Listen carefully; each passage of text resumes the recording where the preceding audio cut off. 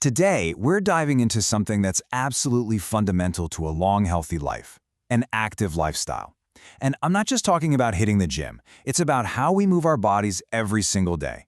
The thing is, in this modern world of ours, are we kind of forgetting how to do that? This question right here, it gets to the heart of a really weird problem we have now. I mean, we've got more conveniences than ever before, right? But that's come with a price.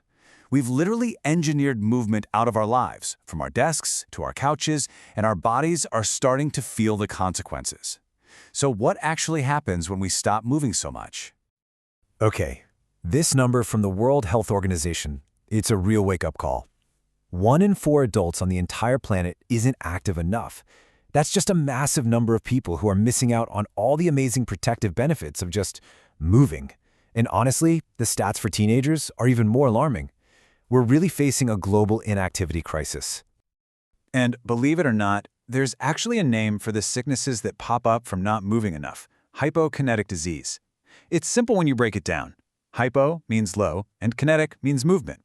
So they're literally low movement diseases. It's a really helpful term, actually, because it shows that this isn't just about willpower, it's a direct result of a certain kind of lifestyle. And this list, it reads like a who's who of modern health nightmares. We're talking about heart disease, obesity, and type 2 diabetes. That's when our bodies just can't manage blood sugar properly anymore. Our bones are at risk too. Inactivity can lead to things like osteoporosis, which makes them super fragile. And it's not just physical. Our mental health takes a huge hit as well. So let's take a look inside. This is a peek at a process called atherosclerosis, or the hardening of our arteries. See that yellow gunk? That's plaque, a nasty mix of fat and other stuff. As it builds up, it makes our arteries stiff and narrow, kind of like a pipe getting clogged. This right here is the root cause of so many heart attacks and strokes, and being inactive is a huge factor in making this happen. Okay, but here is the good news. It's really good news.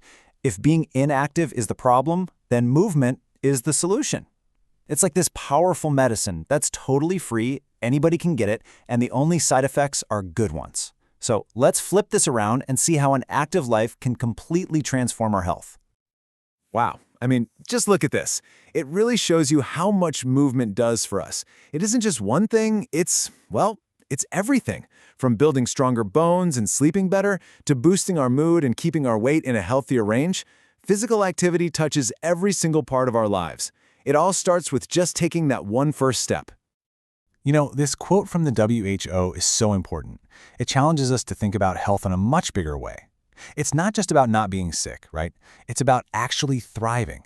It's about having the energy to play with your family, the focus to do great work, and the mental strength to handle whatever life throws at you. And being active is the foundation for all of that. So we all get that exercise is good for us. But what's really going on under the hood? How does something as simple as a walk or a bike ride set off this incredible chain reaction of positive changes all through our bodies? Let's take a look inside at the science of it all. Okay, so it really all starts with this one core idea, the energy balance equation. It's basically the simple physics of our body weight. You've got the energy we take in, that's food, versus the energy we spend just by living and moving. If you take in more than you spend, you gain weight. If you spend more than you take in, you lose weight. It's the bedrock of our metabolism. And this is where physical activity becomes your superpower. It gives you direct control over that equation. It seriously cranks up the energy outside of the scale, which is just essential for managing weight. It's a simple but incredibly powerful way that exercise helps fight and even reverse obesity. But hey, it's not just about burning calories. Exercise, especially things like lifting weights, actually builds and protects our muscles. This is so important as we get older because it helps us fight off something called sarcopenia. That's the natural muscle loss that happens with age that can make us feel frail and unsteady. And the benefits go even deeper than that, right down to the very core of our body's defense system. It turns out that regular physical activity can actually fine-tune our immune response, making our bodies better at fighting off germs. But as we're about to see, it's a very delicate balance. Yeah, when it comes to exercise in our immune system, it's not as simple as more is always better. We have to find that Goldilocks zone. Not too little, not too much, but the amount that's just right to keep our immune system running at its best. So let's take a close look at this graph. This is called the J-shaped curve, and it is the perfect way to visualize this whole relationship. Now look at the vertical line on the left. That's your risk of getting sick. Higher up means higher risk. And the line along the bottom is the amount and intensity of your exercise from doing nothing on the left to going super hard on the right. Just notice the shape it makes. Okay, so let's follow the curve. Starting way over on the left with a sedentary lifestyle, your risk of getting sick is, well, it's average. Now, as you move to the right and start doing moderate, regular exercise, look what happens. Your risk of infection actually drops below average. That's the sweet spot. But if you keep going all the way to the far right, pushing your body with really intense, long workouts without enough recovery, your risk shoots way up. This creates what scientists call an open window, a short period where your immune system is down, making you way more likely to catch something.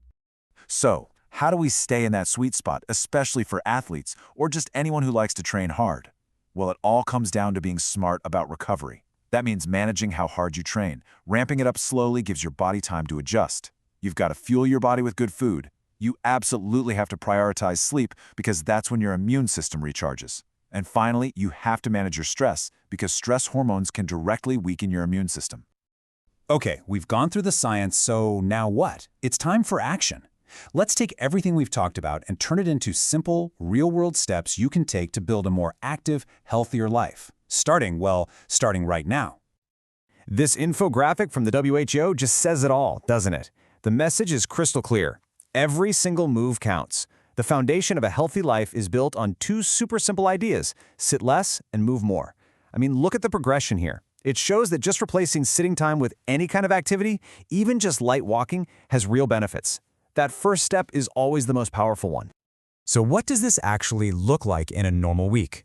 Well, the WHO suggests aiming for at least 150 minutes of moderate activity. Think of a brisk walk where you can still chat but you're a little out of breath. Or, if you're pressed for time, you can do 75 minutes of vigorous stuff like running or swimming. And on top of all that, don't forget to work your muscles with weights or bodyweight exercises on at least 2 days of the week. And the best part about all of this is that it's for everyone. It doesn't matter how old you are, where you come from, or what shape you're in right now. Your body was made to move, and it will thank you for it. It's this universal truth that we all share, a powerful reminder that we each have the power to improve our own health. So, let's bring it all back to this one simple question. This isn't about completely changing your entire life overnight. It's about starting with one small choice to move a little more today. So, what's your one move going to be? A walk around the block? Taking the stairs instead of the elevator? It's a small investment in a healthier you, and your future self is definitely going to thank you for it.